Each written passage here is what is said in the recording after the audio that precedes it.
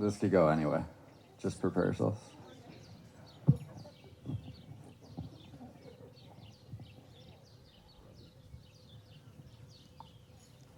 I haven't seen you yet, Caroline. You look beautiful.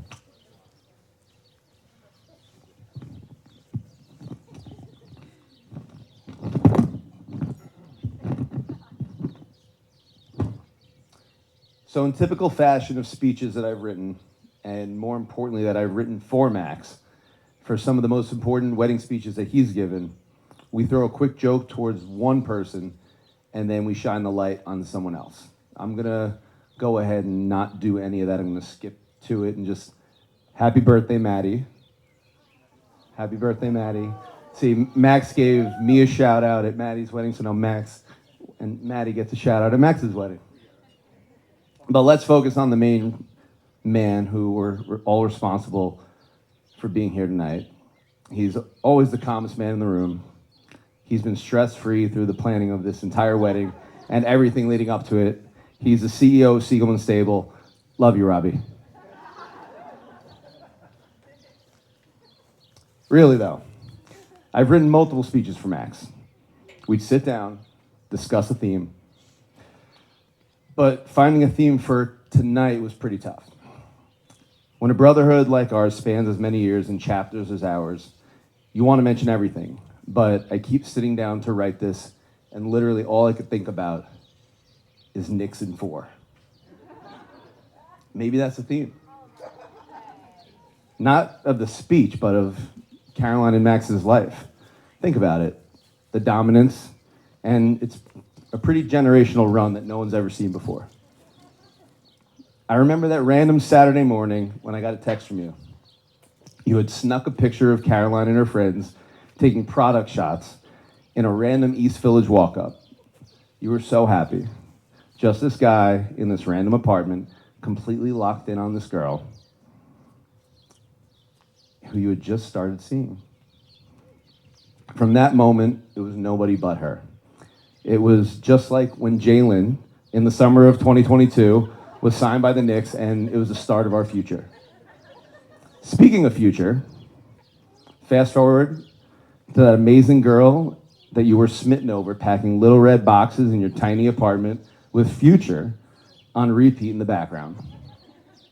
Little did you know, and little did she know, that that would be the biggest remember that time when moment of your life.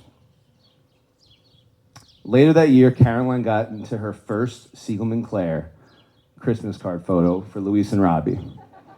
And the Knicks acquired Josh Hart and Deuce. All things that started shaping a championship roster. Now, for the next couple of years, there was a lot of relationship building, getting closer with each other's families, Max flying to Norway to meet the OGs, and getting more serious with business together and making it more apparent that you need to focus more time on Siegelman life together.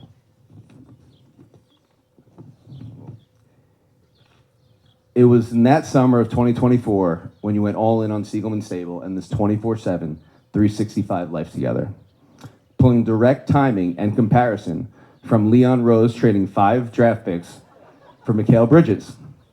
Coincidence? I think not. Just a few months later, your life was now in the next gear, which I think is the main reason you moved back to Manhattan. It was the first time in over a decade that you and I didn't live down the block from each other. You asked me how I felt about it, and even though I was devastated, I played it cool, and I told you how dope your new apartment was, and that Karoline will be happy being back in the big city. Because she didn't move here all the way from Norway to live in Brooklyn. And for Karoline, it was always New York or nowhere. I imagine it was similar to what the Knicks did that year when they traded Jalen's close friend and brother, Dante DiVincenzo, to Minnesota for Cat. Now, it was a tough call, but it was a decision that ultimately was better for the overall future of the team. Now, I'd be remiss if I didn't mention your lengthy engagement. Everyone in this room thought we would be celebrating your wedding a year ago. You seemed to have all the pieces of the puzzle when you had gotten engaged. The wedding, or a championship run as we can now call it, was something that we were all hyped for.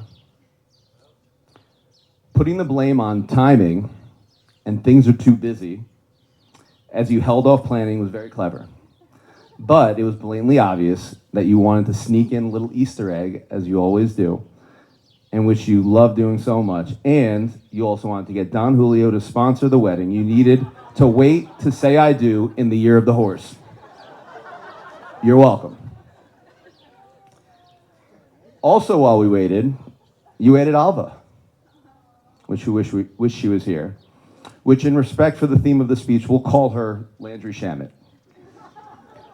Bringing her up to New York, the land of chopped cheese and wet threes, has grounded you two even more in such an amazing way.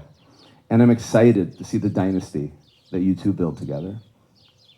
In life, even when you have all the pieces of the puzzle, the ball doesn't always bounce your way. The greatest things in life are worth waiting for, and I'd say bringing us to the finals in Sicily is a moment in time we'll be talking about always, forever. Karoline and Max, scroll Buddha Haparet. Did I say it right? Scroll Buddha Paret. Supposed to be scroll. Mazel Tov and giddy up.